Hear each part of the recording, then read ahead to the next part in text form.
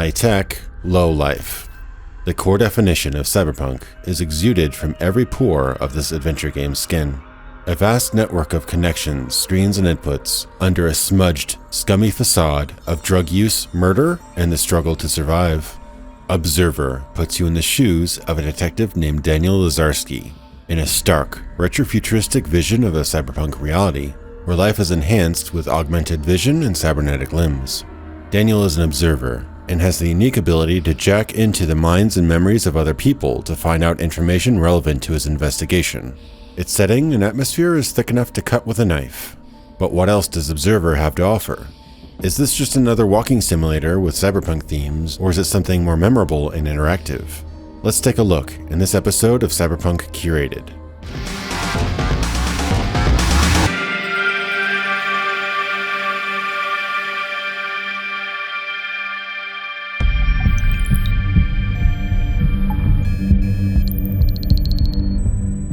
The influence of 1980s sci-fi movies here is ever present.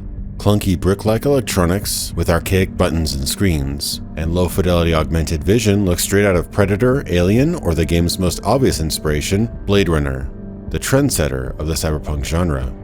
In most cyberpunk media, you can see bits and pieces of Ridley Scott's classic adaptation of the Philip K. Dick novel, and Observer is no exception. And as a bonus, we get a non-replicant Rutger Hauer voicing the game's protagonist.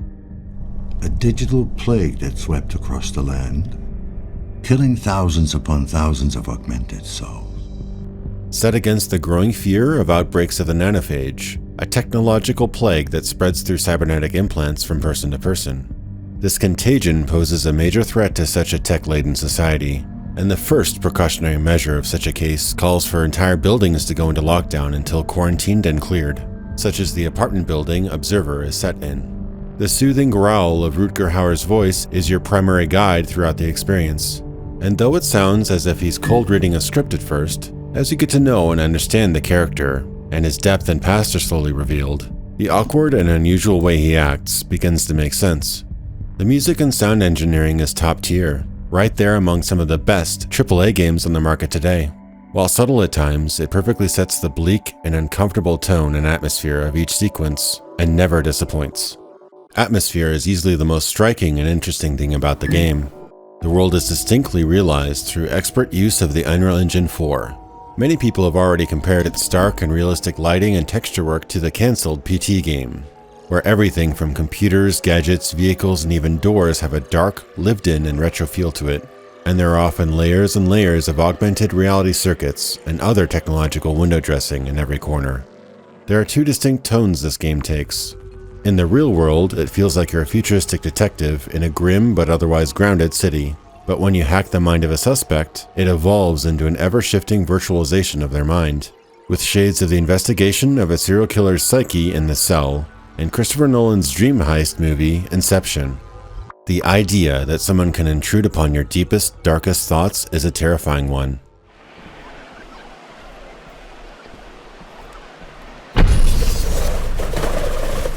There is a strong element of horror throughout. In the real world, it may come as brief hallucinations, someone standing behind you, or the infamous bird jump scare, but inside another's mind, it becomes much more sinister. Psychological horror, flashes of tragedy and abusive relationships, and the terror of being hunted by some monstrous entity.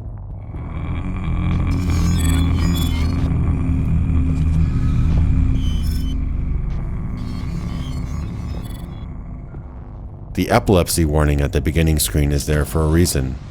The overwhelming and ever-present bombardment of distortion and feedback is sometimes nauseating, even for someone like myself who has a strong stomach for visual overload. Irritating post-processing effects turn on unannounced when you haven't taken medicine for a while, and some dream sequences are so visually intense that even I felt a little woozy. Your mileage may vary here, but some scenes literally had my camera shaking at a 45-degree angle for seemingly no reason. I checked other players' videos afterward as I was incredulous at how god-awful the effect was during one sequence. Sure enough, it wasn't supposed to be that bad, as you see on the screen here. But if you feel sick at scenes of involuntary camera motion or low field of view, disorienting effects, or bright flashing lights, I repeat, do not recommend this game.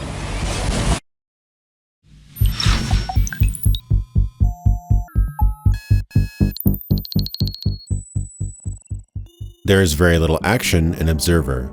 Instead, it's laser focused on atmosphere, tension, and suspense, broken up by simple logic puzzles and occasional brief conversations. Dialogue options are primarily for flavor only and seem to affect gameplay little, if at all. You only meet a couple denizens of this dystopian city, and most of them you only get to see an eye or other part of their face through intercom cameras on the front of doors. Nah, he ain't a wife beater or anything like that. He's just messed up. Then again, ain't we all? Though this is probably a clever way to cut down graphics and animation costs during development, the less is more rule applies here. This dehumanizes the NPC interactions and in a way reinforces one of the themes of the game, the dissolution and disconnection civilization faces in the advent of technology. There are some basic puzzles to figure out. Finding the hidden object or device that alludes to a passcode or a clue you need to advance to the next set piece, etc. More advanced than something like Gone Home or Everyone's Gone to the Rapture, but not quite the brain teasers of The Disappearance of Ethan Carter. You have a small set of tools like scanning, night vision for seeing in the dark, biovision for investigating blood, organs, or other organic evidence, and electromagnetic vision for following circuits, finding electronics, or hacking into the mind of a suspect or victim. I have to commend the little touches the game developers did, which adds so much to the tension and atmosphere of the game. You can open up personal emails Deus Ex style, and read through information both pertinent and extraneous about each person you're intruding on the life of. Some residents have copies of a retro puzzle minigame you can take a break and play through, and even the act of interacting with doors, closets, and cabinets require you to slowly pull back your mouse or controller joystick to open. This small but effective design choice helps solidify the world around you, and makes even entering a mundane room full of tension. At first glance, this game has little more than the tropes and interactivity of what's been loosely described as a walking simulator. But in the aforementioned dream sequences, where you've hacked into the mind of another person, there is a shift from walking around and simple interactions toward a more horror-focused experience, with shades of the nightmare sequences of the early Max Payne games, ranging from the odd to the downright disturbing. I both enjoyed and hated these moments. Sometimes they were very linear, where you're walking down a literal corridor, others had you sneak away from cameras or nightmarish creatures, which are effectively scary and had me on edge with the excellent organic sound engineering which resembled a demented groan right inside your ear you couldn't escape.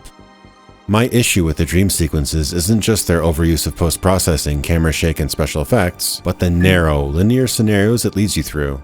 And aside from the rare puzzle or two, they more often than not feel more like a virtual installation like Dear Esther, rather than a real gameplay experience that challenges you.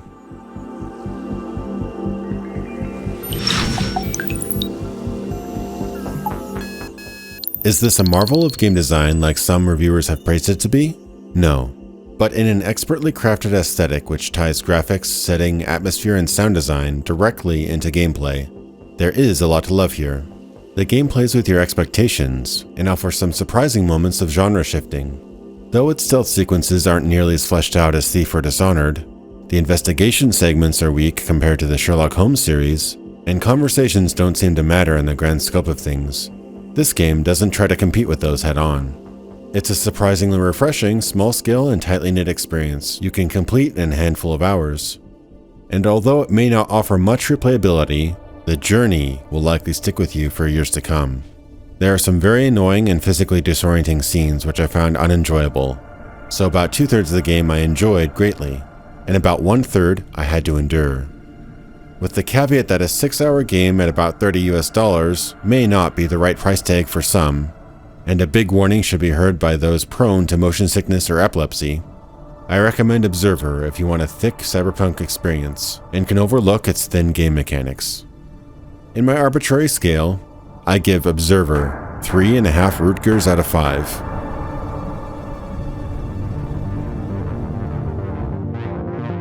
Thanks for watching my video. A big shout out to my Patreon supporters. Please like and subscribe if you'd like to see more Cyberpunk Curated. And thank you so much for watching.